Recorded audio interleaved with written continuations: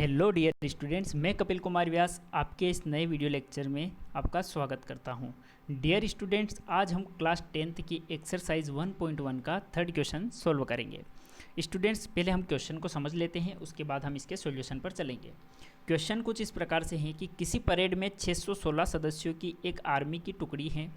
ठीक है, आपको फोटो में दिख रहा होगा कि मैंने एक आर्मी की टुकड़ी यहाँ पर दर्शाई है। ये हमारे कुछ आर्मी के जवान हैं जो कि क्या कर रहे हैं, परेड कर रहे हैं। और उसके बाद क्वेश्चन क्या कहता है, आगे पढ़िए कि 32 सदस्यों वाली एक आर्मी बैंड के पीछे ये चल रहे हैं, यानी कि इनके आगे भी कुछ और जवान हैं जो कि बैंड बजाते हुए चल रहे हैं।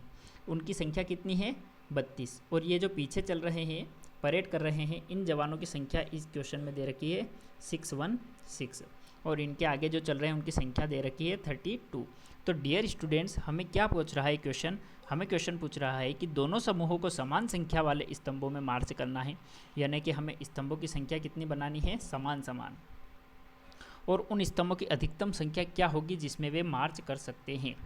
तो डियर स्टूडेंट्स, आपको यह पता होना चाहिए कि हमें अधिकतम संख्या निकालनी है। क्या निकालनी है, अधिकतम संख्या, काहे कि स्तंभों की अधिकतम संख्या हमें फाइंड करना है। 2 सेकंड में आपको इसको समझा देता हूँ। ठीक है डियर स्टूडेंट्स, तो हमें करना है स्तंभों की अधिकतम संख्या फाइंड।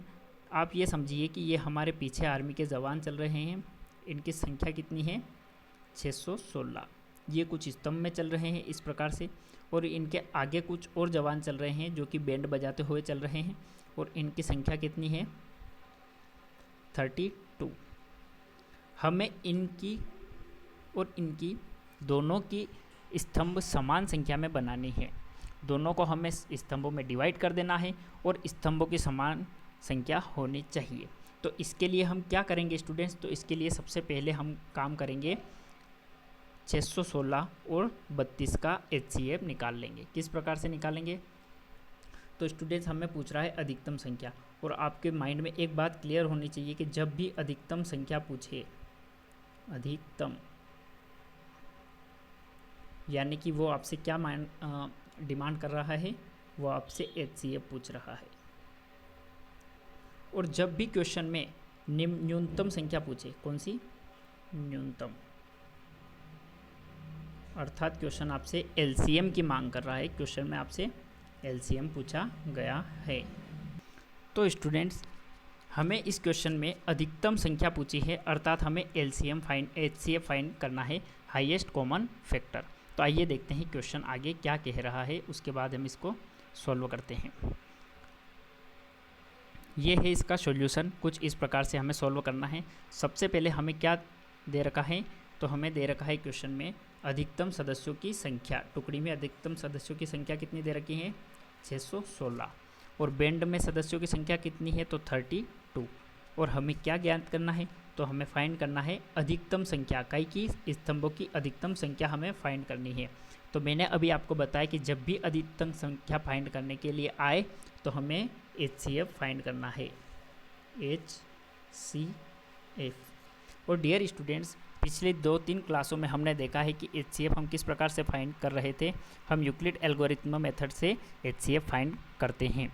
तो आइए देखते हैं कि किस प्रकार से इसका HCF फाइंड करते हैं। सबसे पहले हमें यूक्लिड एल्गोरिथम मेथड के लिए 2 संख्याओं की ज़रूरत पड़ती है जो हमें क्वेश्चन में दे रखी है, 616 और 32। सबसे पहले हम क्या करेंगे, इन दोनों में से बड़ी संख्या को हम ज्ञात कर लेंगे। तो 616 हमारी क्या हो गई, बड़ी संख्या हो गई। उसके बाद हम स्टेप सेकंड में चलेंगे। आपको भी स्टूडेंट इसी प्रकार स्टेप बाय स्टेप सारी संख्याएं सारा क्वेश्चन सॉल्व करना है। तो स्टेप सेकंड में हम क्या करेंगे, तो स्टेप सेकंड में हम यूक्लिड एल्गोरिथम मेथड का प्रयोग करने वाले हैं। इसके लिए हम क्या करते हैं, तो बड़ी संख्या में छोटी संख्या का भाग लगाते हैं, जैसे कि मैंने इधर रफली करके आपको बताया है। 616 में जब मैं 32 का भाग लगाता हूँ तो 19 बार जाता है और कुछ 8 शेषफल बचता है।